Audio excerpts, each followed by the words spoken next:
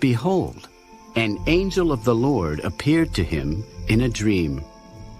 Joseph, son of David, do not be afraid to take to you Mary, your wife, for that which is conceived in her is of the Holy Spirit. And she will bring forth a son, and you shall call his name Jesus, for he will save his people from their sins. For from within, out of the heart of men, proceed evil thoughts, adulteries, fornications, murders, thefts, covetousness, wickedness, deceit, lewdness, an evil eye, blasphemy, pride, foolishness. All these evil things come from within and defile a man.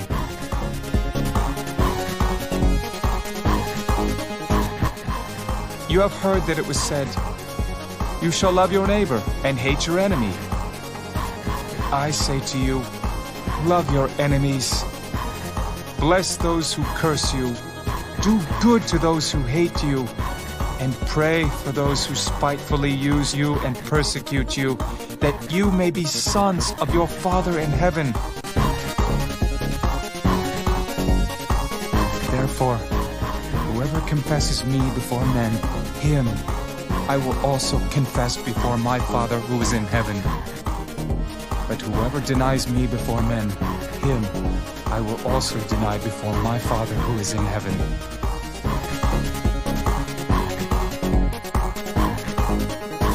Assuredly, I say to you that it is hard for a rich man to enter the kingdom of heaven. And again I say to you, it is easier for a camel to go through the eye of a needle than for a rich man to enter the kingdom of God.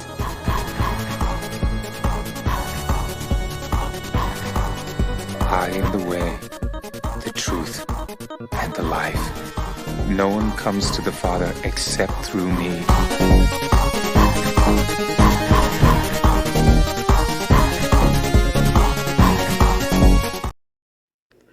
Ladies and gentlemen, we are back here for episode 40 of the Bible Ends podcast. I know it feels like yesterday I started the show. We're already on 40 episodes here. And today is a very special episode because I got a couple of very special guests joining me for tonight's episode for a very special topic that has been deep in our hearts as we're both fans of pro wrestling. But even as long-term fans of pro wrestling, we have noticed that there's been a certain shift in the locker room and the presentation of WWE's product over the last several years. And to get more in depth about this particular problem, I got my two good friends with me here from Technical Work Rate Productions. We have NC and JC joining us on the show. How you doing today, guys? Oh, we're doing great. Pretty good. This is our work day, so we're all set up and ready to give a good show. All right, and might as well just go ahead and get straight into this one here. So if you guys have been watching this series over the last few weeks, about a month and a half ago, my good buddy Rob Martle's on, we did an episode talking about the idea of Hollywood celebrities selling their souls to the devil, right? And in the context of, let's just call them normies for the sake of this episode, the people think that the idea of selling your soul to the devil is like this grand conspiracy theory that people like made up of like tinfoil hats and whatnot. Well, if you go directly to the source, which is the Bible here, you see that this is not a conspiracy theory. This is something that's been going on for at least 2,000 years. And I say at least because we know it's been going on a lot longer than that. But let me just give you guys a quick little refresher here, just in case you guys are just joining us on. Flip back to Matthew chapter 4, verses 8 through 9. And this is something we've talked about over the last couple of weeks. When Jesus was in the desert for 40 days and 40 nights fasting, he was being tempted by Satan. And as he was being tempted by Satan, Satan asked him, and this is recorded here in verses 8 through 9, and again the devil took him up to the exceedingly high mountain and showed him all the kingdoms in the world and their glory, and said unto them, all of these things I will give to you if you fall down and worship me, right? Now, obviously, because Jesus Christ is God, and he knew exactly what Satan was doing, he knew that not to fall for Satan's tricks. He even said, you're not allowed to tempt the Lord your God. I kind of affirm that I am God and I am higher than you. You will not tempt me with the things of the world. However, in the same context here, are we to believe in the course of 2,000 years since that event took place that Satan has not offered the same deal to, let's say, presidents, maybe kings of the world, prime ministers, maybe Hollywood celebrities or business leaders? Are we to believe that there aren't people out there who have given their allegiance to Satan in return to wealth, fortune, and fame? And quite literally that. And we're going to talk about how this has even crept into the world of pro wrestling now. And yes, pro wrestling wrestling, especially over the last few years, has now become steeped in occultism and in Satanism. So I want to shoot this one over to you guys because I kind of want to see if we're on the same wavelength here. The issue with occultism in WWE is something that I've noticed for the last several years. I'm not sure if you guys have noticed it around the same period as me, or maybe like I was the one that told you about the whole like kind of Blackcraft conspiracy. Now, people who are fans of your guys' show, they know about the whole Blackcraft meme, or I guess you can call it a meme if you want to. But this is something you guys have been referring to for a long time period. So I want to go ahead and kind of get your intake on this. It's like, when did you first notice that there was something not quite right with the way the WWE was presenting their entertainment project, how it started getting a lot more dark and a lot more sinister? When was the first time you guys noticed it? Well, if we're to be truthful, it goes back a lot further than that, even back to the WWF days. And anybody who was an Attitude Era fan would have seen like stuff like the Corporate Ministry, would have seen just the deplorable characters that they were having at the time, like adult edge characters like Val Venus and Godfather. Now, in retrospect, we do put them over on our show as charismatic characters, but at the same time, it was part of the push for degeneracy and the Attitude Era that started. Now, it's such a hard pill to swallow with wrestling fans because, for one, this is a conversation we can't have with them because they're a lot of them are hardcore Attitude and Ruthless Aggression fans, and they don't want to hear that side of wrestling, and they don't want to look at the possible facts that Vince McMahon was a huge Satanist, that he perhaps did sacrifice some of his wrestlers for fame and fortune and protection. These are rumors, of course, but these are rumors that we've heard for a very long time. And yeah, as far as like the whole picture of it, I mean, even back with a character like Goldust, openly promoting transgenderism back in the day, even to the point where Dustin Rhodes wanted to get breast implants to get even further into the character. And then you have the Pat Patterson ring boy scandal. Yep. So if you want to think about that, it even goes back even further to pretty much when the days when Vince took over the company from his dad and started buying out territories. He was already doing stuff like that. I mean, sure, in the golden era, it was mostly about PG favorites, like Ultimate Warrior, Hulk Hogan, just all these larger-than-life, colorful, kid-friendly characters. But then you look at the other side of it, and I'm sure you've seen videos of demonic possession, and you see what happens with these people when they're not able to control the demon. Usually when they get nervous, you start to see the slits of their eyes turn it into, their pupils turn into slits. You start to see sharp teeth. You start to see transformations. And we saw this back in the day with Hulk Hogan. We've seen it with Ultimate Warrior. We've seen it with John Cena. Anybody who's been the biggest star in WWF or WWE, we've seen them transform on camera. Even like low-level guys like Dolph Ziggler, Ryback. We've seen a lot of people accept some sort of deal where they allow demons into their body to be able to transform like this on camera. And people will say, that's fancy video editing. No, they did not have this back in that day. No. They weren't doing stuff like that back then. And it's just, you look at all the characters that have really prospered and became the biggest characters of all time, and I hate to say it, they're all degenerates. Whether it be The Rock, Stone Cold. I mean, one can make an argument, Hulk Hogan wasn't much of a degenerate, yet the character wasn't, but the person was. Mm-hmm. Yeah. All wrestlers. John Cena, look at what he's doing now. Exactly, the sellout. Batista. Yeah, absolutely, yeah. And that's what you're seeing, is you've seen just about every major wrestler throughout the history be involved in some sort of strange scandal, be involved in something demonic. I mean, even with Macho Man and the possible rumors of him being with Stephanie McMahon at 14 years old. Yep. You look back at some of the wrestlers that you idolize, and you kind of have to separate that artist from the person. I mean, even with The Rock right now, I will fully admit that I am a Rock fan. I wasn't a Rock fan as of late because I looked at him as a Hollywood sellout. I saw what he was doing, and I saw what he was promoting, and I saw how quickly he flip-flopped, especially when it came to anything political, even what happened over in Hawaii, and how he was getting together with Oprah and begging people to send in money. You're a billionaire. I don't want to hear that. I do not want that from you, somebody who's a Hollywood sellout. Now, I do feel that him and Brian Gewirtz are trying to make WWE slightly better, but at the same time, I can't look past all the things he's done in the past. We even did a video over on Question Everything Anon, and we put it into the ending of the top 10 neutral on Dwayne "The Rock" Johnson, where we basically let people know that this guy does have a past with joking about pedophilia. He's done it openly twice now.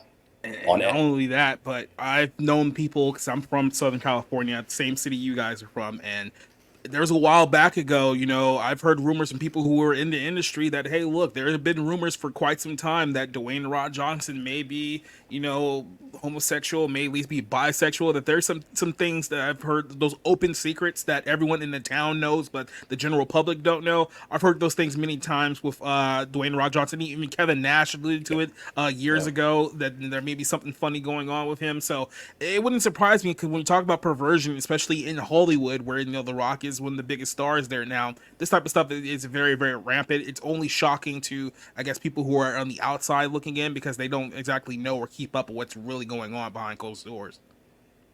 Absolutely. Well, it's one of those things. Well, especially people who are the hardcore IWC fans, they don't want to look at that side. They're very much entrenched in the fantasy of pro wrestling. They do not want to look at the realistic aspects of it. They don't want to look at any of the people who they false idolize as anything more than the gods in their minds. And that's another big problem too with the wrestling fans nowadays, is the idol worship is insane for these openly satanic characters. I mean, first off, you have Seth Rollins, who was calling himself the Messiah for the longest time, and now he's coming out and he's openly dressing in women's clothing, promoting basically being a drag queen.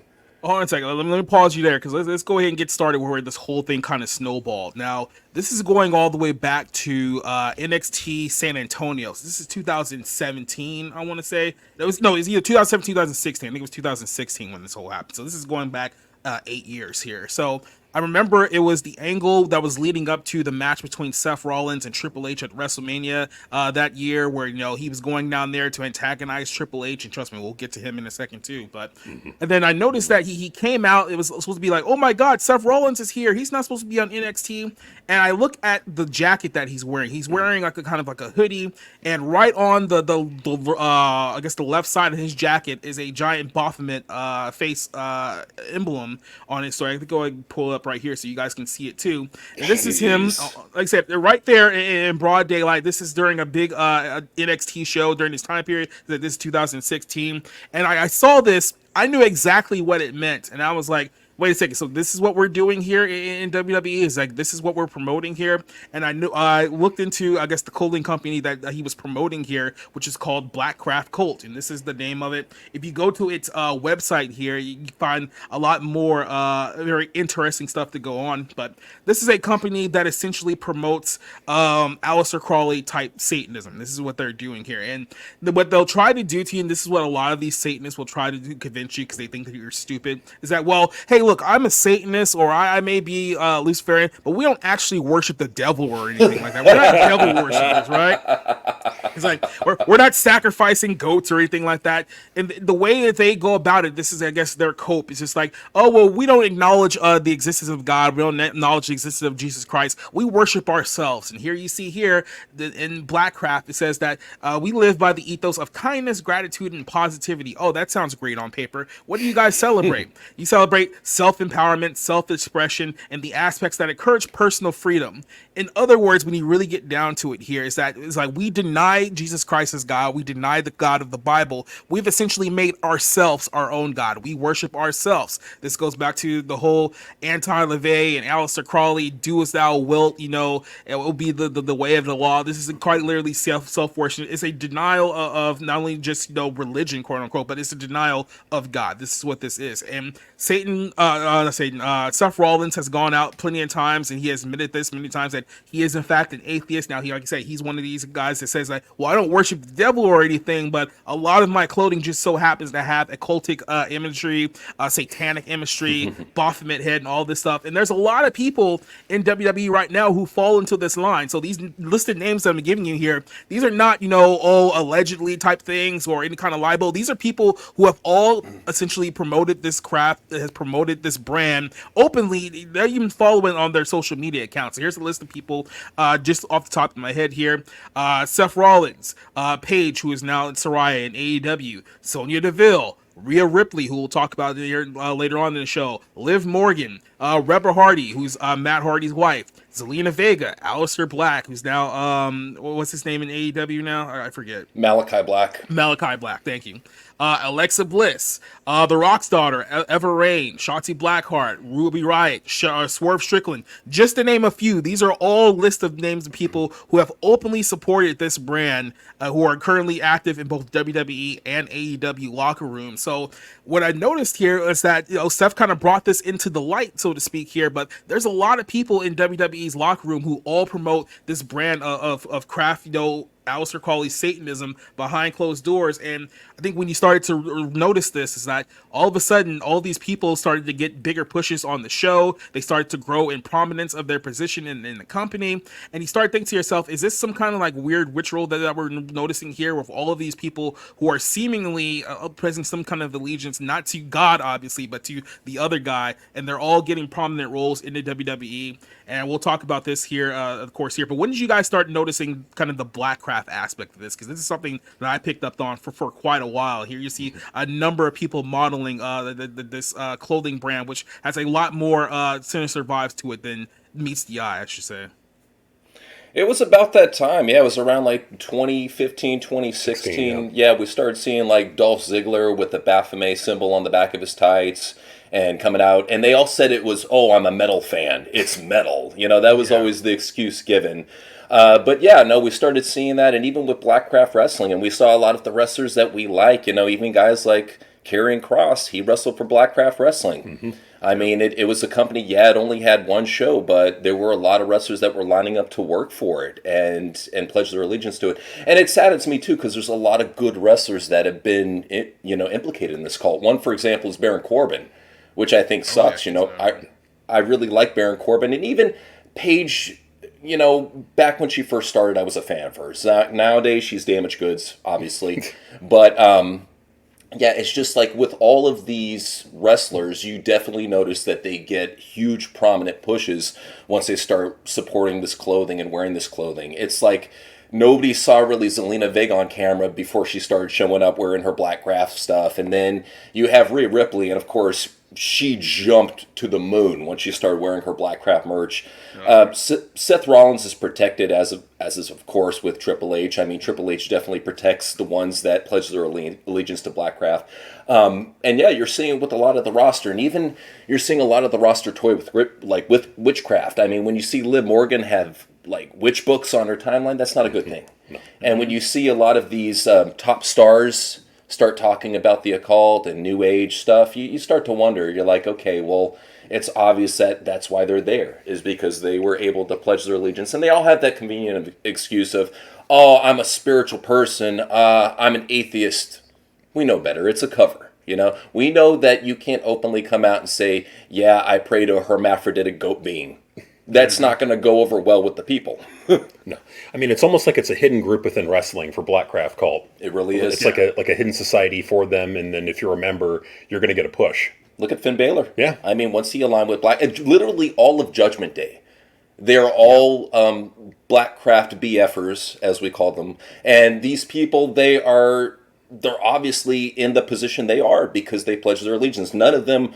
None of them are really worth being at the top of the card. I'd say they're all a bunch of mid-carders. None of them really have star-level talent. Dominic, as soon as he aligned with Judgment Day, immediate push. But the one thing that amazes me the most about all this is just how out in the open this is. I mean, we know that wrestlers back in the day were doing satanic stuff, yes, behind the scenes and no one's looking. It's just, what amazes me now is just how out in the open it is now, with them actually wearing Baphomets and reverse pentagrams out in public. Oh, it's popular now. It's the in thing, and the more that you see celebrities start to do it too, especially when you have like little Uzi Vert coming out and sporting pentagrams, and then you have who's the gay cowboy guy? God, what's his name? Little Nas X. Yeah. Little Nas X. When you have him come and do that, and it's openly promoted amongst all of them. I mean, even Kanye West, he had like a leaked tweet where he had like all the different types of porn he liked, and trans porn is one of them. So they're openly promoting their degeneracy, and you're seeing it too with P. Diddy as well. I mean, you're seeing the lies come through now more than ever. In this age of revelation, you're seeing the truth being revealed.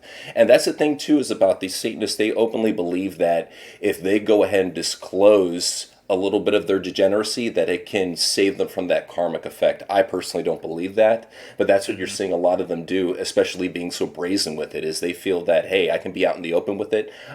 There's not going to be any more punishment. If anything, I'm going to be socially accepted. You know, I think we talked about this maybe like a week or two ago on the Barroom podcast, and a lot of people have been using kind of like Andrew Tate's explanation of how these Satanists and these Luciferians operate, and it's the whole idea of kind of karmic retribution, as they would call it, right? And they say to themselves like, well, if we do what we're doing open in the public, and we make it so obvious that nobody stops us, then essentially you're like endorsing it, right? So there's no blowback on us. It's like you guys are the ones who allow this, and this is kind of what they think that this whole thing is. I think it's a step further than that. It's not that they believe that somehow they're off the hook if they do evil stuff in the public, because we all know that's a complete lie. That's not what the Bible says at all. What I think Satan is doing here is that he's making evil so obvious to the world that if they don't see exactly what this stuff actually is, if they go on to deny this, and let's be honest, most people who deny this are not believers. They don't believe in God. They don't believe in Christ. So they'll essentially buy the lies that these people are telling them of like, oh, we don't actually like worship Satan or anything like that, even though we're on like doing legitimate witchcraft like behind closed doors, like on other events in our private lives. But it's like, hey, we don't actually like worship Satan or nothing of that. And this is kind of the excuse that they give, is that, you know, oh, because I don't believe in God, that means that there can't possibly be an actual Satan. So none of this is actually real. And that's how people look at this. And what's happening is, like I said, evil is being so shoved into your face that if you don't, you're going to be in the judgment seat of God in one day, and that he's going to hold you accountable to the things that you partaked in. And then when you ask the question that, why did you partake in this thing that was clearly supporting Satan, supporting the ideals of Luciferianism, you're not going to be able to say, oh, well, I didn't know that this was evil. It's like, oh, I didn't know. If someone had only told me that this was actual legitimate witchcraft or actual legitimate Satan worship, I never would have been a part of it. It's like, no, you're not going to have that excuse when the end comes. And I think that's what you're kind of seeing here with these people. Now, let's fast forward even a little bit further than that. We mentioned the guy Aleister Black here, and to me, this is kind of WWE's kind of testing ground about just how much they could get away with like the Satanism in WWE on television. Because here you had a guy, and this is a WWE post for several years ago titled "The Devil Rises," and it was basically when they were promoting Aleister Black on the NXT program, and he was a guy who is an outright Satanist, openly admits to this himself. All of his tattoos that he has like on his body is multiple satanic tattoos. This was a reason why he was banned from traveling to Saudi Arabia for many years when he was on WWE, because the kingdom would not allow him to travel to those countries with those Satanist tattoos. But they made him such a popular figure in the NXT brand and in the WWE brand. I think they were using him as kind of like, you know, a measuring stick to be like, well, if we don't get a lot of backlash about this guy who's coming out, and like I said, his name is literally Aleister Black, which is a allude to famous Satanist Aleister Crowley, and there's a few people who have names that refer to famous Satanists, famous devil worshippers. So it's not like any of this is like a coincidence. They're showing to you like right in your face, but. And they went all in on him, and a lot of the things that you may have noticed originated with him too. So it was like, hey, look, if people kind of accept this, and hey, we may be on to something here. Maybe we can start doing this with some of our other superstars here. This is another occultic t-shirt. WWE sold the Fade to Black, and you have, you know, the kind of the evil eye and the occult symbols. These are legitimate occult symbols that people see here. This isn't just like made up stuff here. This is all seeing eye. This is Illuminati, and it's being shoved right in people. Left-hand path. I was just about to say that. Yep, like I said, we see this obviously because we know what this stuff means, but the masses just sit there and they absorb it because they don't think that any of this stuff is really legitimate. And what turns out with Aleister Black, what he also did is that he linked up with the the creators of Blackcraft Cult, and he started his own clothing line called Black Mass. So he got a lot of his friends in WWE and also in AEW as well to kind of promote this Black Mass clothing, which is just a kind of an offshoot of what Blackcraft was. And you started seeing even more superstars promoting this brand here. This is another famous picture that's been around for many years. Rhea Ripley's Zelina Vega, The Rock's daughter, Eva Rain, all promoting the black mask clothing, and they have a Boffman, a guy in a Boffman suit right behind them here. So, like I said, this isn't just stuff that we're pulling out of our butts here. It's like it's so in your face. I'm kind of surprised that more people haven't picked up on this. Why do you think that it's so hard for people to kind of see that? Hey, look, no, there's something going on here, and this isn't just part of the show. Like, this isn't a part of someone's gimmick. Like, this is their real life persona that's being bled onto the screen here. Because they're obtuse to it. I mean, a lot of it has to do with the fact that a lot of people, especially modern day IWC wrestling fans, they watch wrestling to escape.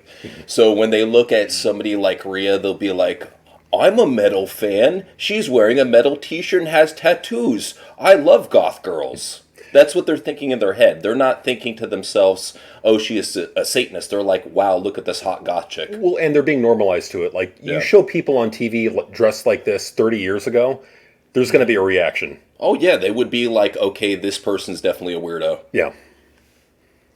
Yep, and people would notice this like right away, but I think what you had mentioned there is normalization. It's so in your face, people don't even realize that something's wrong here. So another example of this would be the Hell in a Cell pay-per-view that WWE does every single year. I'm not sure if they're still doing it currently, but for a number of years there, they were doing the Hell in a Cell pay-per-view, and every single year it would always be, oh, let's take our wrestlers and dress them up as devils and marketed essentially them as devils on television. So you would see this, you see photos like Braun Strowman and Roman Reigns, and they all look demonic, and CM Punk's definitely another one. They all look demonic and satanic, and they can easily what I like to call plausible deniability, because they could just say, oh, it's just marketing for a TV show that what we're doing. You know, it's just marketing for a pay-per-view. Don't worry about any of this stuff, guys. Like, we're not actually like promoting like Luciferianism or anything like that that's going on here. Don't worry about any of that at all. And as people buy into that lie, there's so many things that they can sneak right in your face that you don't even keep follow up on here. So here's other references people have noted over the years. This is older references and current ones here. We have the whole thing with the New World Order. Bischoff claims to this day that he wasn't trying to promote any kind of NWO agenda. He just so happens to name the most popular stable in wrestling history, the New World Order, right? And then you see here references to Bayley. WWE superstar Bayley has the Eye of Ra, the Eye of Horus, right, tattooed on the back of her neck, and has had that there for many, many years. And I think you guys know exactly what that is. And what was her WrestleMania appearance? All an Egyptian getup. And even with Cody Rhodes, this is something that people don't point out. He calls his fans the kingdom. He is blatantly disrespecting Jesus Christ. Well, and he even did you were talking, he did the cross arms. He was doing the Pharaoh cross arm, which is basically the occult king pose. Yeah. The whole, 10 minutes of the press conference, he was doing this ridiculous pose. And I'm thinking to myself, I'm like, okay, is this guy nervous, or what is going on here? Obviously, I think he's trying to get praise. Even what's the name of his dog? Pharaoh. Like, they're into some weird ancient Egyptian dark magic stuff. And what are the first 33 pages of the Mason Bible? Yeah. Egyptian stuff. Yep. Well, let's go back even further here, because you mentioned Bayley here, WrestleMania 40. So this was just a couple of weeks ago, where she came out here. Like I said, she has the eye tattooed on the back of her neck. She's coming out in this Egyptian garb. She has the pyramids right behind her here. What does all this mean? Well, you understand that going all the way back to the book of Exodus in the Bible, right, with the whole issue with Moses and the Pharaoh, and the Egyptian quote-unquote gods during that time period, who we've talked about in previous times, and kind of the references to them. But this is all a reference to the false sun god that the Egyptians were worshiping during this time period. So when you see these symbols of the Eye of Horus and the Eye of Ra, they're all reference to a false solar god that these people quite literally worshipped above the God the Father, the creator of all things. And this is another example of, like I said, false pagan gods these people literally worship and have affinity to. So it's not just, Bayley, oh, I saw this really cool symbol and I want to get tattooed on my neck here. She's basically glorifying the sun god worship that we all saw here. And this was not the only reference to occultism that we saw here on WrestleMania 40, a show that we just watched a few weeks ago. Here's another reference. Here's Seth Rollins once again. This is his entrance night 2 of WrestleMania. And what is he wearing here? A giant owl symbol right on his outfit here. What is the owl a symbol to? What is an owl a reference to? Well, if you go back to obviously the occult teachings, the owl goes all the way back to Illuminati, Freemasonry. It is viewed as a symbolism to the occult, their secret knowledge. It's also viewed as essentially the guardian of the underworld inhabited by demons. So are we supposed to believe that, oh, there's nothing going on here, that these people aren't essentially shoving who they really worship, who they really support down our throats? Even going as far to Gunther, who just lost his Intercontinental Championship after a couple of years, just so happens to lose his title on day 666. And of course, he lost that championship to Sami Zayn, who's a known Muslim. And if you want to get into the quite literal, the religion of the Antichrist, we've covered this in previous episodes too. I think Islam quite literally is the biblical warning of the religion of the Antichrist that will consume the world during the 7-year tribulation. It just so happens that it was a day 666. It was nothing more than that. It just so happens to be a coincidence. It's like, guys, like come on now. At what point are you going to see exactly what's happening here, right? It's above their head. It's honestly, it's not something where they look for it. Like a lot of us, we're in tune to the symbols. We've paid attention to the symbols. We know what to look for. With them, as I've said before, it's very much coincidence and fantasy. They do not want to look at the realism of it. They look at New World Order and they're like, well, he just copied it off of New Japan. It has nothing to do with New World Order, like Illuminati or anything like that, even though the fact that they were taking over the whole company, much like Illuminati is taking over the world right now. But yeah, as we're seeing from these pictures here, they have glorified this for a while, especially under Triple H's care. And let's go ahead and talk a little bit about Triple H and all the stuff that this man has done over the history of his career. Now, besides all the racist blackface stuff that he did when he was doing, Nation of Domination parodies, besides that, the guy, he has an Iron Cross as a symbol, which was a favorite amongst Nazis. He's a man that calls himself the King of Kings, just blasphemous as all can be. Comes out on a throne, comes out with the skull face, which is a popular symbol in a cult. Especially for the 322 Club. He's one of those guys that he's thrown it in our face for the longest time and claimed it, I'm just metal. That's how a lot of these wrestlers get away with it. I'm the Motorhead fan, guys. Yeah, I'm just a Motorhead fan. I'm just a metalhead. That's how a lot of them get away with it. And a lot of these fans, because they're old school wrestling fans, they grew up with the metal edge of pro wrestling. They like that stuff. So they see him coming out to they do the devil horns back. They go, yeah, awesome. They see him doing the Too Sweet to Finn Balor, and they're like, hey, that's cool. I'm going to start doing that hand gesture to my friends. Not thinking of themselves, I'm basically doing the devil head to my friends. Yeah. They don't look at it from that aspect. They don't look at all the correlations that we do because we're in tune with the symbology. To them, it's very much just mindless entertainment. Just they're being programmed and they don't even realize it. You're so right about them being programmed, because that's what entertainment does, is that it seeps the satanic symbolism, the agenda into the entertainment to then program people to think, oh, well, I should do that too. Absolutely. I should throw up the evil eye. I should throw up, wear these symbols, and then that would be okay, right? Well, even like with John Cena, cool. and this is what really troubles me, is that Vince McMahon was making child-friendly wrestlers do open 666 hand symbols and getting little kids to do these hand symbols. It's some of the most evil stuff you can do when you start corrupting children like that. It is not a foreign concept because they've been doing this forever. Even in entertainment, the music industry is a perfect example of this, right?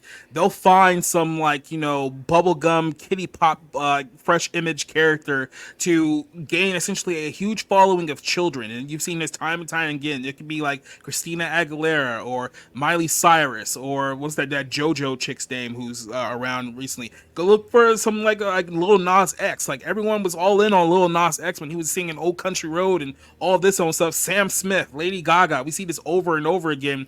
They grab a large portion of, let's say, be honest here, primarily young, impressionable people, and they'll start them off with something innocent. And it's like something that, oh, I really love this catchy song, and now I'm going to be like a mega fan of this person. And then right when they grab you, it's like, okay, now here comes the evil stuff. Now here comes the Luciferianism. Now here comes the Satanism. And quite literally, we're going to put you, we're going to put devil worship right in front of your face, and then no one's going to notice it. And we've been covering this a lot on the Bar Room over the last, I guess say month or so, not month or so, but last year or so. And it's becoming so blatant now. It's almost like, I understand people are kind of like just kind of blind and asleep at the wheel, but it's like, guys, how many examples of this are you going to see right in front of your face before you realize, no, there's actually something going on here? And what I've noticed, and maybe you guys can attest to this too, is that we're talking about these people who aren't accepting what they're seeing here. It's because they don't want to believe in the story either, because like I said, they're also atheists, they're also non-believers, and for them to look at what's going on and have to come to the realization that, hey, maybe Satan is real, maybe these people are worshiping an actual devil, that would also have to mean, well, if Satan's real, then that must mean that God is real. And if God is real, that means Jesus Christ is real, which means that I'm probably on the wrong side of this. So despite everything that they see in front of their face, they'll still deny it, because they still don't want to believe in a God. They still don't want to believe in a Christ, which goes to show you their nature too. I mean, let's be very clear here. Do you guys feel that same way? Oh, of course. I mean, and that's the thing too, is you're seeing them basically being succumbed to drug use, because that's how I always look at media consumption as being, is it's almost like beginner drug use, and then it goes to advanced drug use until they're a junkie, and they're already used to that programming. They're already used to all that degeneracy, that it becomes a regular part of their life. That's why you see, especially with so many wrestling fans nowadays, they all have kinks.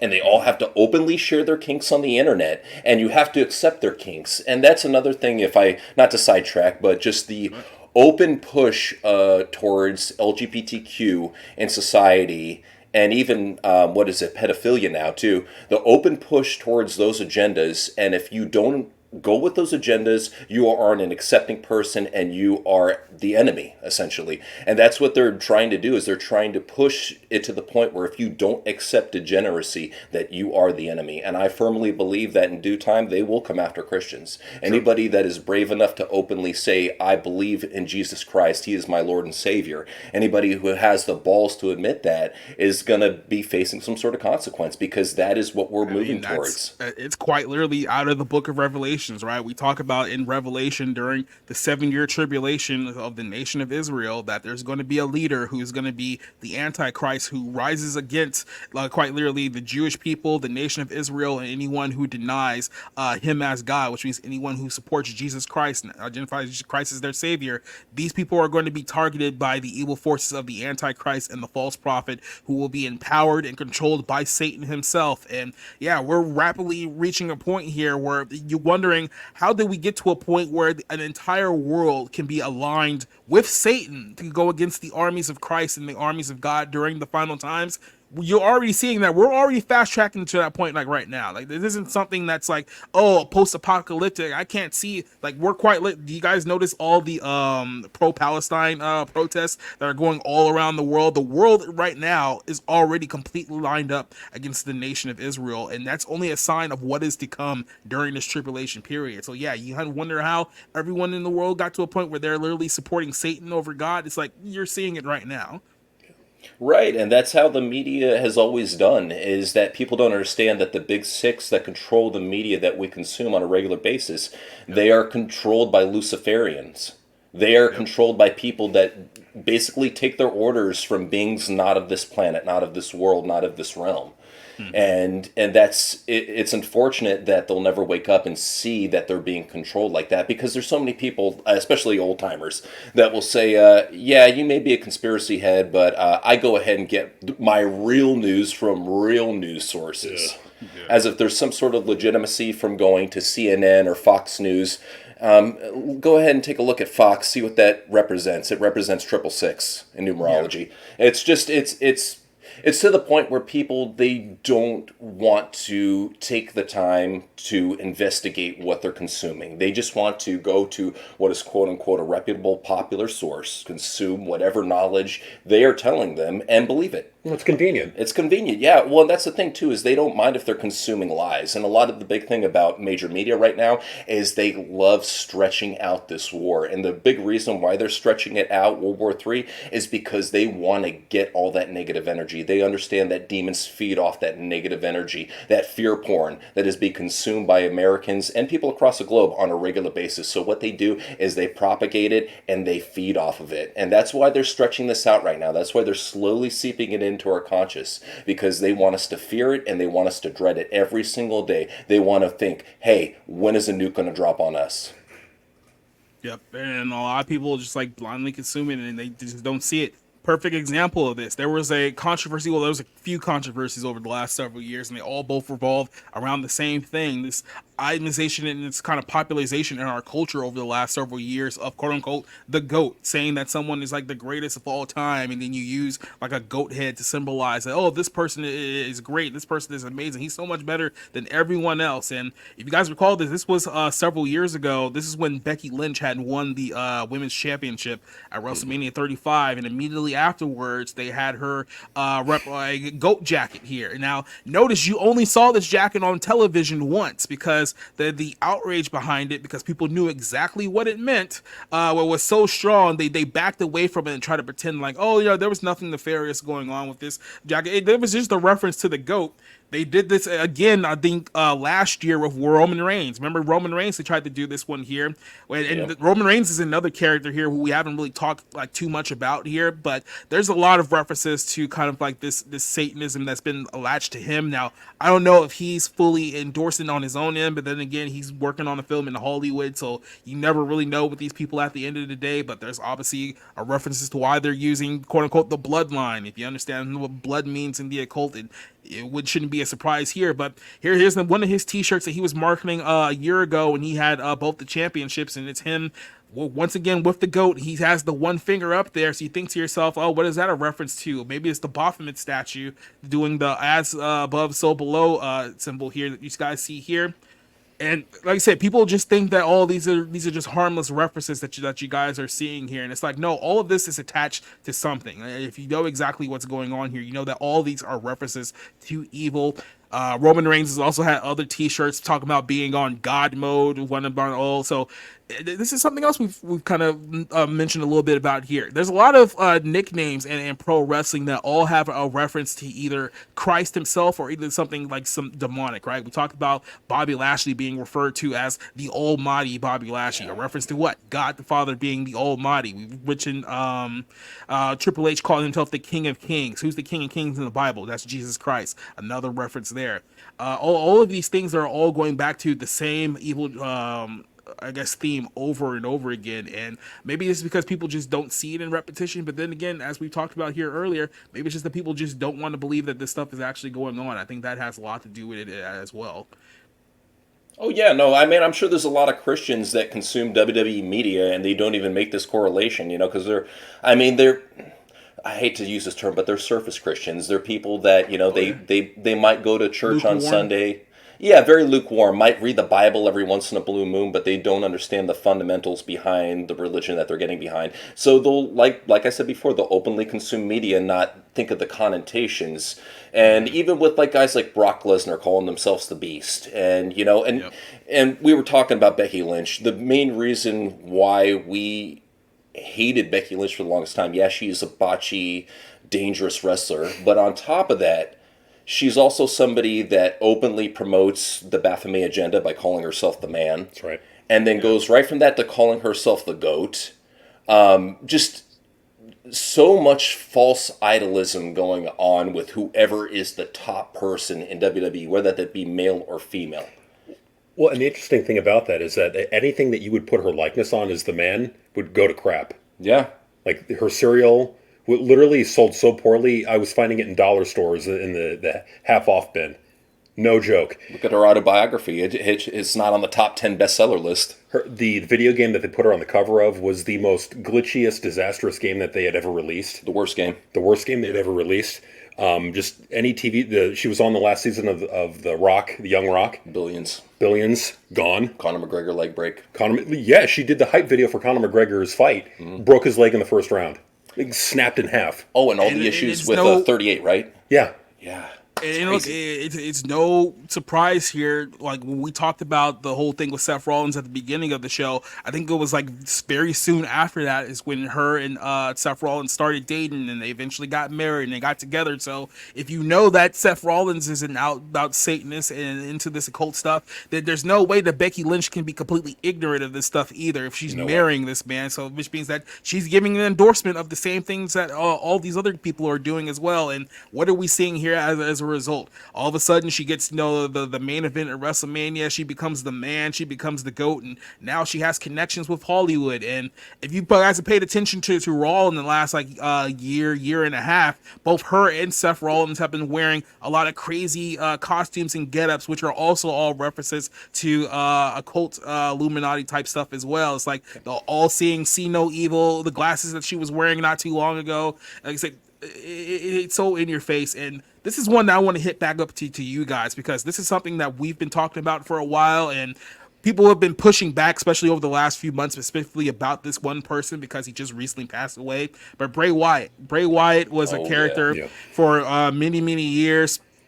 He started off as Husky Harris in the early days of NXT. Clearly didn't get over. It wasn't a character that was meant to get over. He goes down to Florida Championship Wrestling. He becomes kind of like this Southern cult leader, right? This guy who's like smooth talking, and he can understand how a few people might follow him and think that he has some kind of higher power. And that's the character that they went with for so many years. They tried to prop him up so many times as a new Undertaker, but it didn't work. At the end of the day, people eventually got tired of him. He went away for a while. Then he reinvented himself as the Fiend Bray Wyatt. So he created quite literally this demonic character, this demonic version of himself, and his moniker was "Let Me In." Kind of the idea of letting a demon into your mind, letting a demon into your heart to control you and whatnot. And he started doing this whole thing called the Firefly Funhouse on television, where it was all a reference to, like I said, satanic Luciferianism, especially some very disturbing segments with children, which we can get to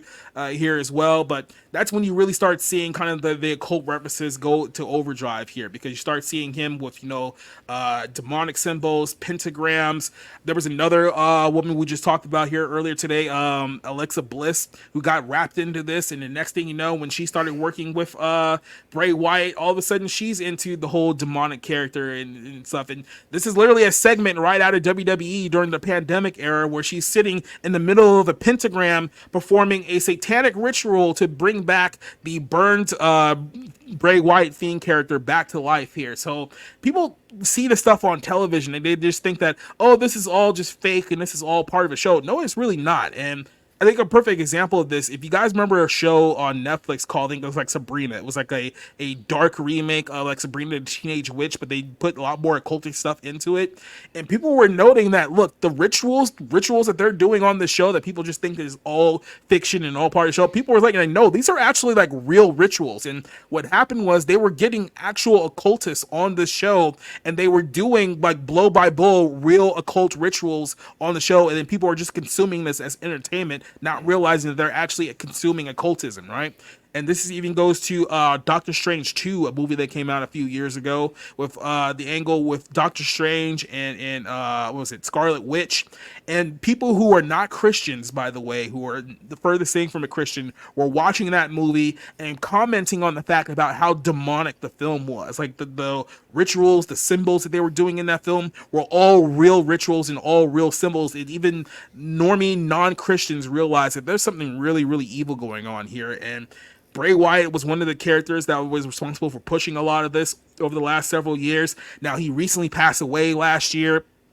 The official story was that he had a bout with COVID, which gave him heart problems, and then he just died one day. So we don't know if that was the real story, or maybe it was, the shot that we can't talk about could have contributed to it. We don't know what happened, but he died last year, and he was the big driving factor of a lot of the occultism you were watching on television being normalized and being popularized. And you guys got a lot of pushback when you talked about this publicly, but it's like, hey, look, we have to just see exactly what's going on here. And we can't just call it out just because, oh, the guy's dead, so that means that we can't talk about it. It's like, no, we have to talk about what is going on, what is being normalized. And he was a big driving factor of this. Something just occurred to me as you were talking about Bray Wyatt and the Firefly Funhouse. When Bray Wyatt came back in October of 2022, What happened shortly thereafter? Vince The comes first back. time or the second time? No. The second time in 2022. Oh, Vince, okay. Vince comes back to sell the company and then sells it to TKO for a record-breaking deal. And then but before that deal happens, Bray Wyatt dies, or right around there. Pretty crazy correlation there, man. I've never thought of it that way. Interesting. It's almost like he was sacrificed. You could say that. I mean, and look at how much money they're making off of this Bray Wyatt thing. I tell you, they're going to milk this, especially with the whole Sister Abigail and Uncle Howdy coming back. They're already planning it. Matt Hardy promoting it openly on Twitter. They're definitely going to make a huge push for a new Wyatt family, a new Wyatt Six, so to speak. So, yeah, they're definitely going to be pushing for that, and they're going to be openly promoting a lot of occult stuff. And it's something, we've always noticed with Bray. We've always noticed that occult edge. I mean, the giveaway for me right off the get-go was the tattoos. He had a lot of very demonic tattoos, a lot of skulls, a lot of just weird stuff. And He then literally had like a beast like tattooed like on his chest. It was like, come on. yeah, it was just so out in the open. And then you go ahead and you see him promote this Fiend character. And like you said, the pentagrams out there, the fact that he was doing weird Wonder Chosen type stuff with the kids. Yeah. It was a step forward in his open occultism, and I firmly believe that Vince was behind it, because Vince McMahon, we've always had that love-hate relationship with the guy. Yeah, he's a very talented booker, but he's one of the most depraved bookers of all time. I mean, no other booker has pushed the satanic boundaries farther than he has. Right. And the guy literally had a match with God. I mean, that should tell you everything you need to know. So I just looked up Bray Wyatt's death. He died on August 23rd of last year. What happened the next month? The deal was finalized. A little sketchy, man. A little sketchy. I mean, and hey, that's just a rumor. We're just correlating here. We're correlating, not saying for sure that anything like that happened, but it is very mysterious that it would happen so close to the finalization of the deal. Well, you also remember, like I said, it was a few years ago that he pushed this whole thing. And then remember he got released for a time period there, because I think that was right around the time that Brody Lee had died too in AEW. So then he got released a few months later, and he talked about, his bout with like depression and all these like bad like suicidal thoughts. People don't even realize it's like, when you're messing around with the occult, a lot of negative thoughts and a lot of negative energy comes out with that. So when you start actually dabbling into Satanism and witchcraft, which a lot of these people have done and are doing, it's like, you're opening the door to much more evil, much more sinister entities to take a hold of you. And guess what? When you get a really, really bad one, it's extremely difficult to get rid of it. And this is what we try to warn people of this, but because they're so deceived, they just think that all of this is like, I'm pretty sure there's a lot of people in that locker room that don't think that any of this is actually like legitimate. Like, sure, there's probably someone out there who's like really, all in on like blood sacrifices and like occult magic and stuff like that. But then you probably have a couple people who are just simply deceived and thinking that there's nothing to this, that it's all just one big joke until they find out the hard way that it's not. And another person who comes to mind is Rhea Ripley, because Rhea Ripley has become WWE's cash cow over the last like year or so, and we've talked about this. A lot of these people, especially in the modern age, they all have a road back to Triple H, and Triple H was kind of the jump off point of a lot of the stuff in NXT. So when it all came over to the main roster, Rhea Ripley was one of his favorite go-to people. And you see pictures of Rhea Ripley like years ago before she joined like NXT. She was this innocent looking quirky little blonde girl who like I think I have a picture of her right here so you guys can see exactly what I'm talking about here. Like, bring this up. Here we go. There we go. So this was, I think, back in 2016, right before she signed with like WWE. And you can see her here, quirky little blonde girl out of Australia, didn't have any tattoos, kept her long blonde hair, like pretty innocent when they brought her in. And then somehow in NXT, because you hear this being talked about a lot, how people did like to cope with this by saying that, well, if she didn't change her image, she would be just like Charlotte Flair. She'd just be another blonde on the show. So she had to do what she did in NXT and in WWE. She had to go get all of these legitimately occultic tattoos and the legitimately satanic tattoos and all this other stuff. She had to cut her hair and get like all this dark hair type of stuff. And this is what Triple H was promoting on NXT when she became like one of their like top stars like in the company. And now you've kind of seen like what she's become. And this is what over the course of like 3 years, talking about some of these photos that we're talking about here. But let me sort of pop this one up here too, because I want to see you I want to make sure you guys see what I'm showing you guys here too. So give me one quick second. Let me just say about this picture you got up right now. Anybody who's familiar with The Living Color, knows James Carey, his character that he plays, the transgender bodybuilder. Spot on. Oh man! Wow. Yeah. Wow. Yeah, but she also has like some like weird like, and this is the thing too, because people try to, I guess, cover this up by saying that, oh well, it's part of her gimmick. She's only doing this because she's trying to like get over as a character. It's like, first of all, she wasn't getting over as a character at this point of her career. It wasn't until Triple H took over after Vince stepped down that they really started going all in on her. But even though like she had won championships like beforehand, she wasn't really getting over because she really didn't know like what she was doing. It was only when she got the full confidence of Triple H behind her that she started to like shift her character wise. But you don't get like long occultic like tattoos of like around your leg just because, oh, you're trying to get over as a character. That's not what somebody does. You mentioned earlier about like Goldust almost getting like breast implants to get over like the Goldust character. It's like nobody in their normal mind actually like does like something like that unless maybe they're not in their normal mind. And I did hear about not too long ago how apparently right before her match at WrestleMania this year, a couple weeks ago, she had like a massive like panic attack like backstage. So this is a woman who is dealing with, anxiety. I'm pretty sure she's dealing with oppression. Let's be very clear here. Whenever you show her pictures of what she used to look like 7 years ago before she came to WWE, when she was actually just an attractive like young girl, there's a sense of pain that you can see like in her eyes every time she talks about this, and it's very, very noticeable for me because it's someone who hates the way that she looks before, and who knows, maybe she dealt with some kind of abuse in her lifetime. Maybe she's dealt with physical abuse, sexual abuse. A lot of these people who do end up in these type of groups always have some kind of trauma in their life that lead up to this. But it seems like to me she's trying to escape what she was before, and this is the perfect recipe for someone to get essentially caught up in this occultic lifestyle. Someone who's trying to run away from something, who don't seek God, obviously, because they don't believe in God, but they'll seek other things. And the world will always put, like I said, witchcraft, occultism, Satanism in your hands. Like, here, try this, and then maybe you can be a much better person. And when you start getting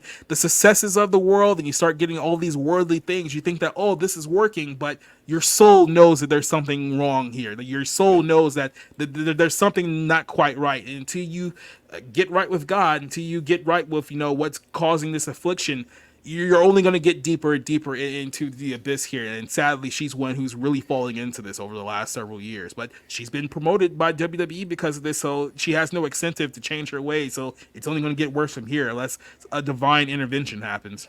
Yeah, well, I mean, she just dealt with the wrist injury at WrestleMania.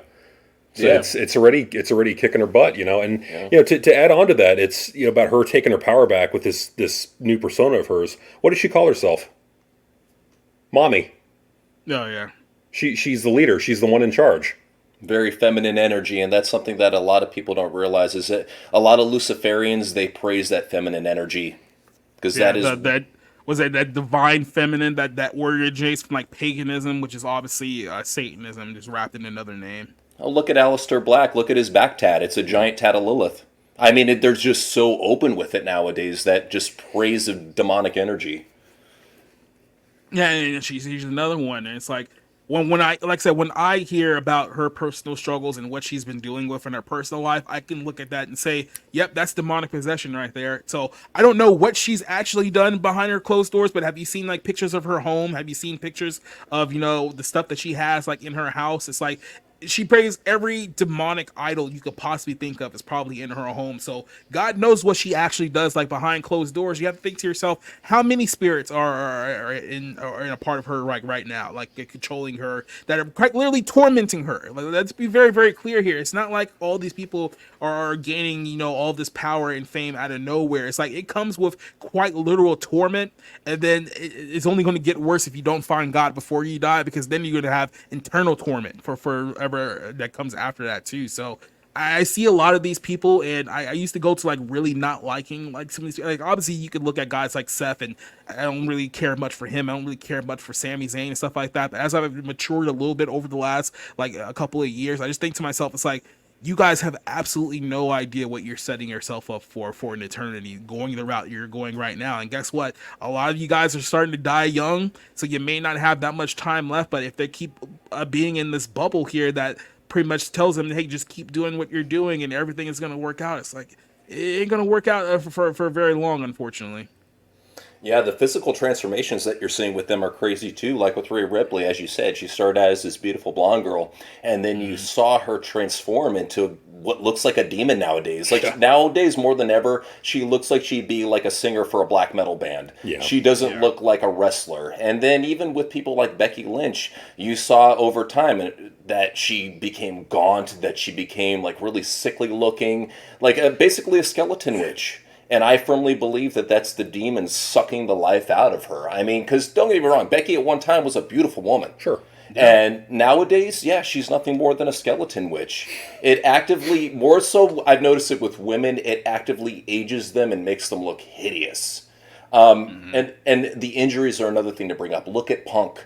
Punk has been one of the most openly God-hating atheist wrestlers out there. Currently, he's the #1 merch mover in WWE. But this is the type of guy that has openly praised anti-God ethics for the longest time. Yeah. And even just recently, he was saying, I don't pray to God, I make things happen. So he's the type of guy, yeah, he's openly promoting Satan. He's openly promoting being against God. And look at what happens. This guy can't go 3 months without getting injured. Yeah. He's become a brittle man. And this is like God's way of saying, stop disrespecting me and wake up before it's too late. Will he ever wake up? There's literally a verse in the Bible that says God will not be mocked. So as more of these guys go further and further, will try to mock God and disrespect God, then bad things happen in their life. That's kind of God's way of saying that, yeah, he's not going to be mocked no matter how angry you think you are. Yep, no matter. I mean, that's the thing, too, is that you're seeing it with some of the biggest stars in the game. I mean, even look at the rumors right now. I mean, Cody Rhodes is rumored to be wrestling with an injury. You got Drew Mack. He's wrestling with an injury. Seth Rollins out with an injury. Rhea Ripley out with an injury. Punk out with an injury. These are like most of their big main event stars, and they're out with injuries. This is almost like God's way of slapping Triple H across the face for just all the disrespect he's done over the years. Like, slowly but surely, God's picking off a star month by month for all their degeneracy. And I mean, it's sad. I mean, I hope a lot of these wrestlers do find God. I hope a lot of them do come to and realize what they're doing.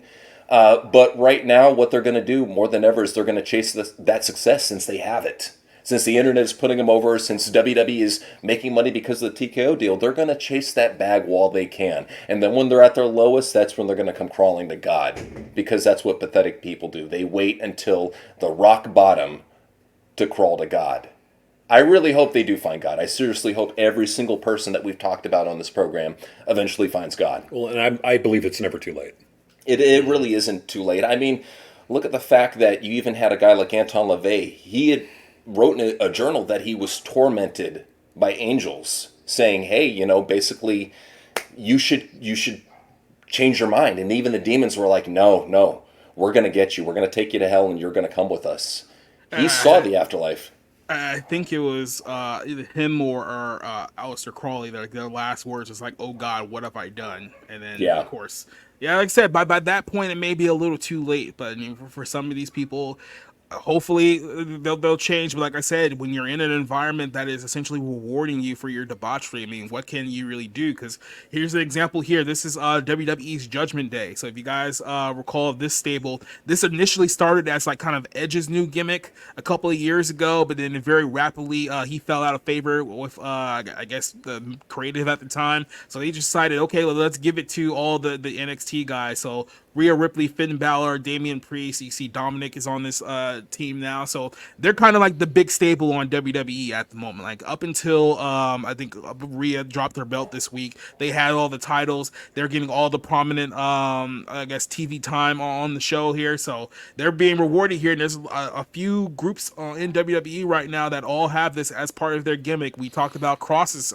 new team called the Final Testament. Once again, it's like it seems like every single name they can come up with some kind of like mockery of God or mockery of the Christ of the Bible.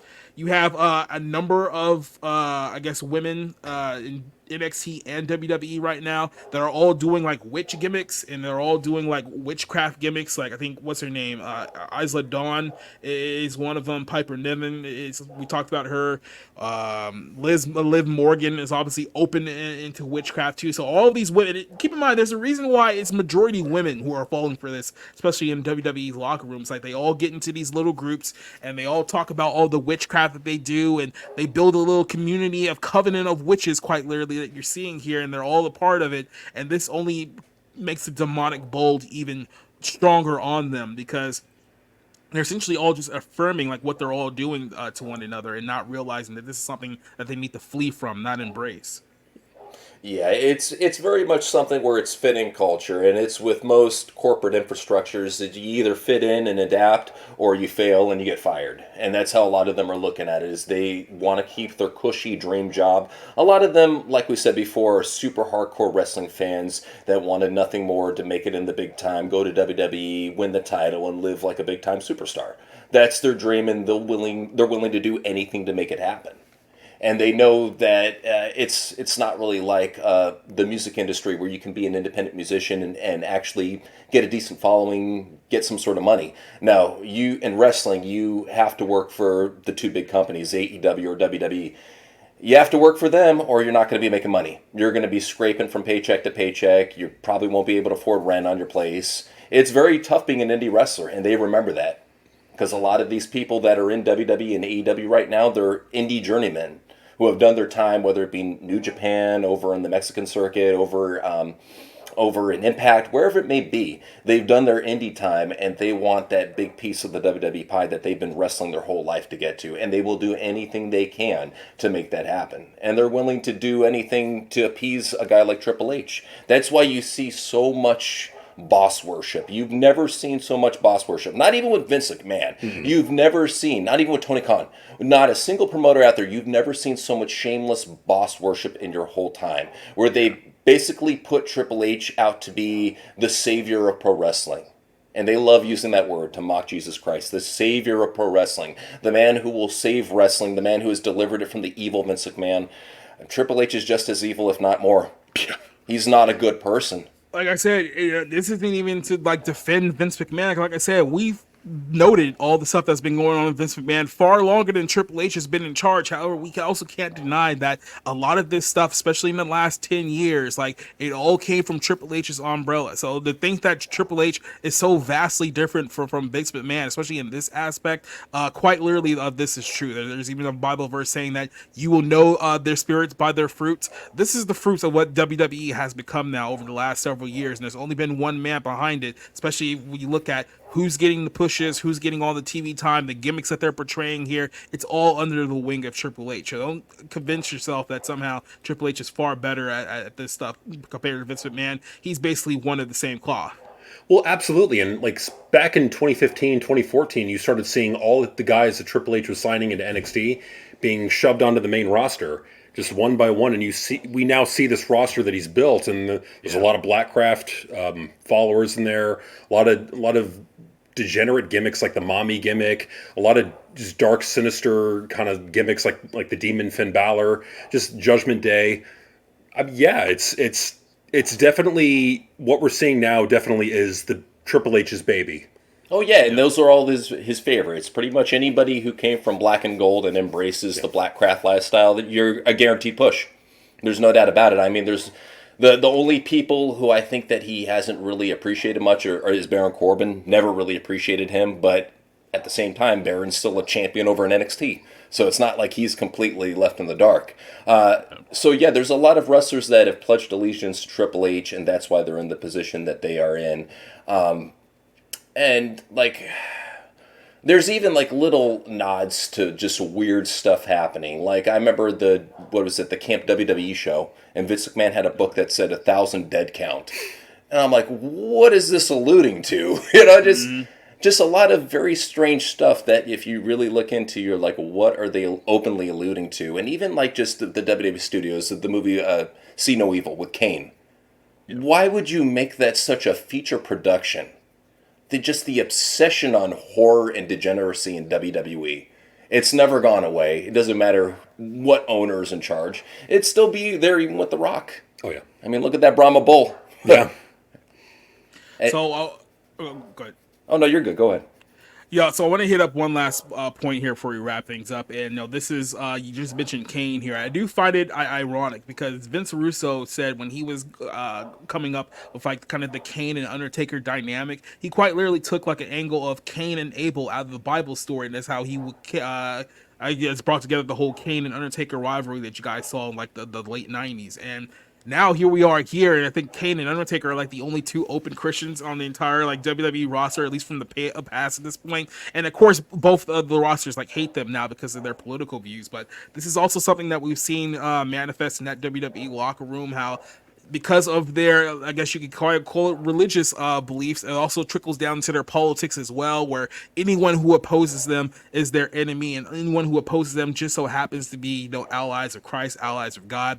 We saw this. This is an article that I wrote last year, a couple years ago now, actually, for Bounding in the Comics.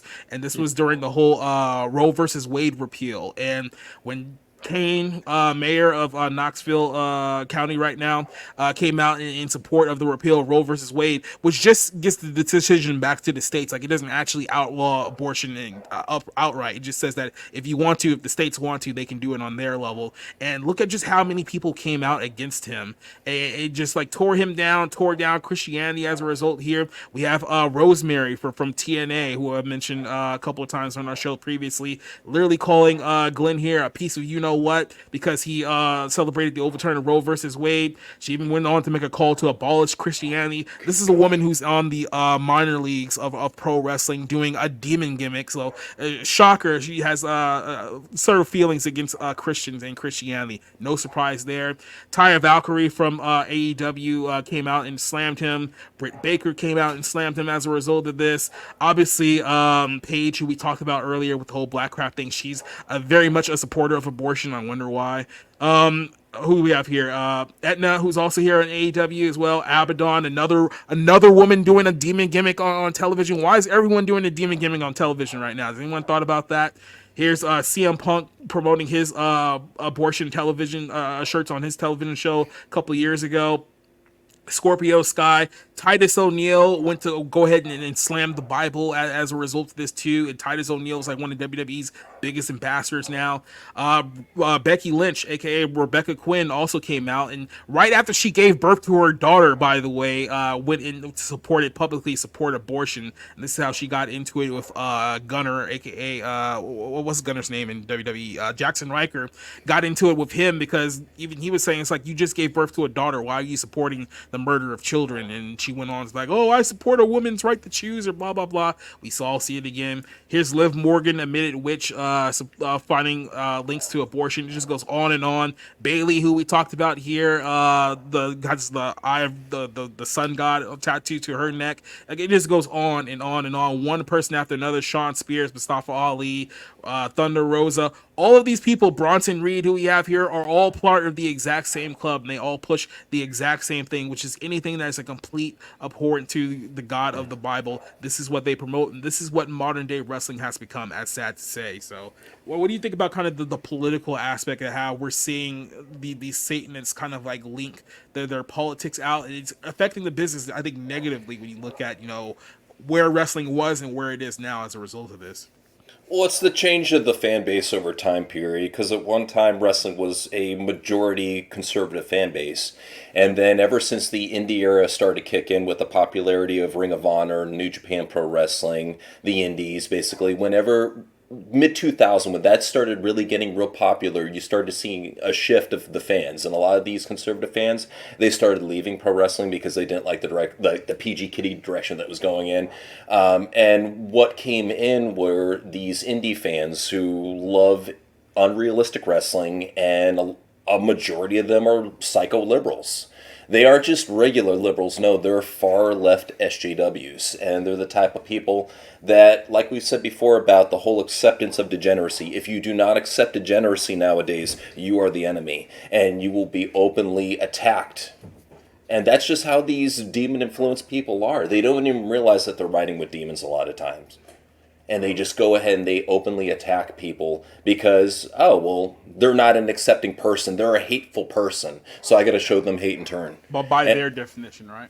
Absolutely. Absolutely. And a lot of these people, they're hypocrites. They've said stuff that would greatly contradict what they're currently saying right now. And a lot of these wrestlers, the big push for abortion, we know why they do it. They do it because they maybe don't partake in child sacrifice. And maybe it's a part of their religion to do so. And maybe that's why they stick up for it. I will say I'm very proud of Nia Jax, recently got baptized. Cool. I love it if more wrestlers on the main roster. Elias too.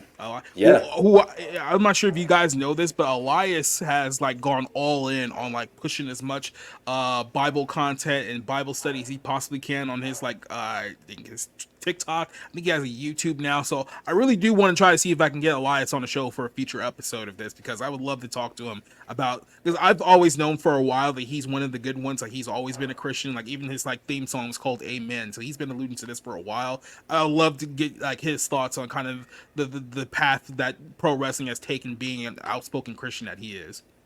Absolutely. I mean, he's one of those guys that could definitely be a gold mine for a talk like this, because that's something that you usually don't hear about in the wrestling world, is too many of them talking about their faith in Christianity and how it may or may have not had an impact in their career. Like, maybe at one time they were a devil worshiper and then they turned to Christ. I mean, I firmly believe that Shawn Michaels, he was a Satanist at one time. Do I think he's turned to Christ? Possibly. I mean, I think it's a good possibility. But it's one of those things where you don't see a lot of wrestlers talk about it because they're afraid of being blackballed from the industry. I think Elias has nothing to fear at this point. I think he pretty much realizes that he's a marketable name. He can get booked anywhere he wants on the indies if he chooses to pro wrestle. Then again, he could be a great motivational speaker too. He has a lot of different avenues that he could take down. And the fact that he was at one time the number one song on iTunes. Yeah, he was. Just the talent of this man that was given to him by God. And they still buried him.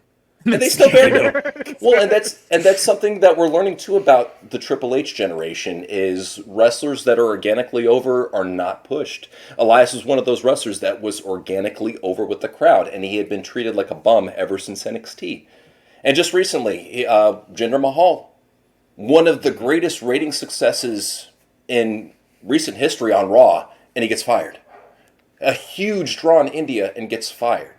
I know this is kind of getting away from the whole concept, but it just goes to show you, if you aren't a Triple H guy, you're on the chopping block. Yep. Or God forbid you have any kind of views that support the Jesus Christ of the Bible, you might be on the chopping block here too. But I want to wrap things up with this one, because I want to go back to the Bible here for a couple of verses that I think are very important in discussing this particular topic here. And I want to go to Ephesians 5, 11, and 12 here, because this is essentially what we're doing. Talk about what is the point of tonight's show. Well, here's what it is. You go back here to Ephesians, and it says here, as Paul wrote, "Have no fellowship with unfruitful works of darkness, rather expose them, for it's shameful to speak of the things that they've done by them in secret." And this is quite literally what we're seeing here with this secret society of WWE Luciferians and Satanists, or if they want to try to, I guess, cope by calling, hey, we're just atheists, whatever it is. But there's clearly something going on here. This needs to be brought to light, because these people need to see exactly what's going on behind closed doors in the shows that they watch. And for some of these people, they may not believe that any of this is real. They may think that, Christ is a joke and that God is a joke, and they hate God because of insert reason here. But guess what? Philippians 2, this is verses 10 and 11. What does it say here? That every name, that at the name of Jesus, every knee shall bow, those that are in heaven, those are on earth, and those are under the earth. And every tongue shall confess that Jesus Christ is Lord, to the glory of the Father, God the Father. That's what it says here. So whether you want to believe that this is all real or not, one day or another, you're going to confess that Jesus Christ is Lord. Now, do you want to do it when you're on the right side, or do you want to do it when you're on the wrong side? Because you do not want to be on the wrong side when this is all said and done. And this is why I go to here, and this is how I've been ending my show here over the last few weeks. It's like, well, I saw a lot of the things that you guys are talking about here, whether there actually is something going on here with WWE. How do I go on the opposite side of this? Because I don't want to be on the side of Satan. I actually do want to be on the side of Christ. Well, this is quite literally, we talked about what it means to be a Christian and how not to be a lukewarm Christian. This is the gospel that saves all of us. Nobody can be saved without this gospel. This is 1 Corinthians chapter 15, 1 through 4. And it says here, Paul's message, "Moreover, brethren, I declare to you the gospel which I preached unto you, which you have received, which you stand by which you are also saved, if you hold fast to that word that I preach, unless you have believed in vain. For I delivered to you that I received, that Christ died for our sins according to the scriptures, that he was buried, and that he rose again on the third day according to the scriptures." Which means that the only way to be saved is to place your faith on what Christ did on the cross, believe he is the Son of God, and believe that his death, burial, and resurrection is enough to cleanse your sins, to one day get you into heaven, so that you be saved under the eyes of God. Because trust me, a lot of these people that we're talking about probably are not saved. Who knows if they'll ever be saved, but you do not want to be on the same path that these people are going at when it's all said and done. So like I said, the only way to find salvation is through the death, burial, and resurrection of Jesus Christ. Nothing else matters outside of that. So I'll go ahead and get the final thoughts to you before we wrap things up. Just kind of summarize everything that we've talked about here tonight with, like I said, this underground cult of quite literally devil worshiping Satanists, some witches in there too, and how this is kind of trajected, I guess you could say, changed the trajectory of wrestling over the last several years. Oh yeah, it's definitely become that insider cult. To everybody that sees the symbology, they understand that, hey, they're there because they give praise to a certain deity. And it's just unfortunate that that a lot of wrestling fans aren't ready for that conversation. They're not ready to talk about occult stuff. They believe witchcraft is fake. They don't believe in the devil. They don't believe in God. All they believe in is their fake idols. That's why they call Cody Rhodes a god, CM Punk a god. That's why they literally false idolize these wrestlers, is because that is their god. That is the one who they put on a pedestal. And more so than anything, I pray that a lot of these fans, they realize that the world out there, that it's full of lies. You're going to be deceived. That is the main role of Lucifer on this planet, is to deceive and confuse as many human beings as possible, and get them to think, especially in the days of the Antichrist, that, hey, follow this man. He's going to lead you towards salvation. And more than anything, yeah, we need to see people waking up. And it's unfortunately that it's not just in WWE. It's over in AEW. It's over in Impact. It's all over the indies. Like you said, with Rosemary, Abaddon.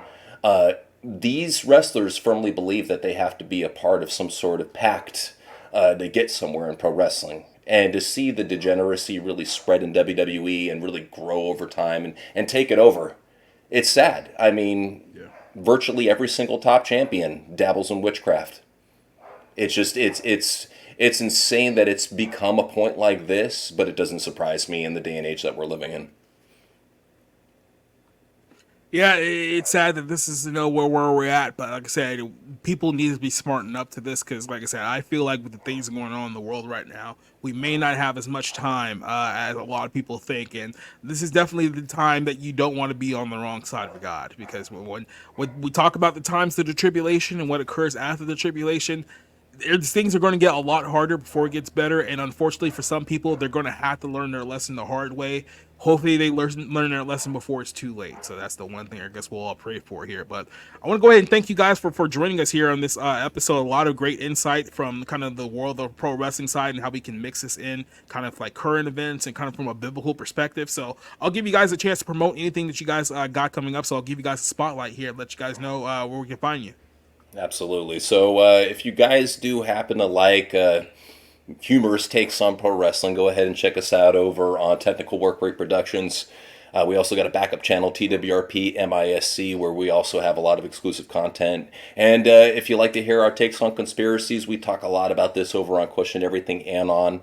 And so we, about once a week, we're trying to upload a video about something going on in the world where, we really dive into the occult aspect of it and what's going on, like what really is happening behind the veil that people aren't talking about. So highly recommend it. You guys check out Question Everything Anon for our takes.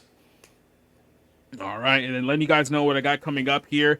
Next week on the podcast, episode 41, we're going to be talking about this coming Chrislam deception. So you might have seen on social media that there's these accounts out there that are all promoting this idea that Christians and Muslims shall come together and fight the true enemy. I'm here to warn you, that is quite literally the deception of the Antichrist, and how this coming Chrislam deception is going to be responsible for the deaths of billions during the tribulation. So this is going to be a very, very important topic we talk about next week on this show, but I really want to get into it. This goes along with a lot of things we've already talked about in previous episodes. So I want to make sure people understand that this is a deception that you have to avoid at all costs. This will be on next week's show. We also have the bar room coming up. That's every Tuesday night at 9 p.m. We'll do the bar room. And then I don't think we'll be doing the Friday night movie club for a little bit. I think we're going to stick to our format of reviewing that on the bar room. So outside of that, I got some other episodes coming up too. Hopefully I have some more interviews, and who knows, maybe we'll have another conversation here about the world of pro wrestling here in the next few weeks, because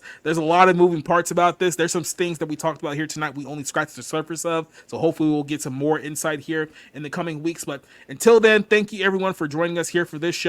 We're gonna go ahead and sign off with the outro, so I will see you guys next week. Adios, goodbye, stay safe, night guys.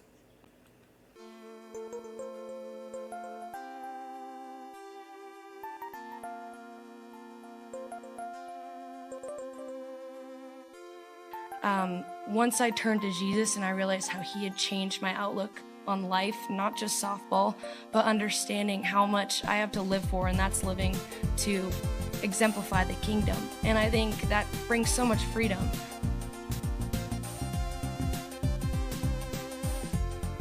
David, I know share a strong faith. How does that help you on a night like tonight?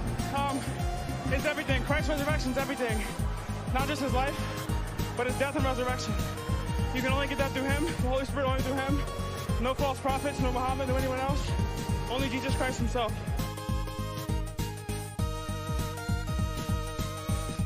Let me tell you one more thing. This might be the most important thing you'll ever hear.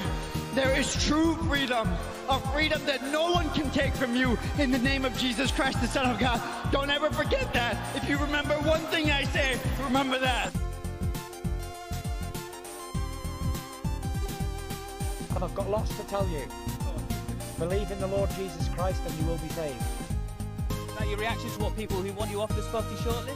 Believe in the Lord Jesus Christ and you'll be saved. And what about you being stripped of your belt? I mean, that's you must be very unhappy with that. What's your reaction to that? Jesus loves me. He loves you too, and he loves you too. He loves these people in here, and he loves everybody in the world. All you've got to do is repent of your sins, and you will be forgiven.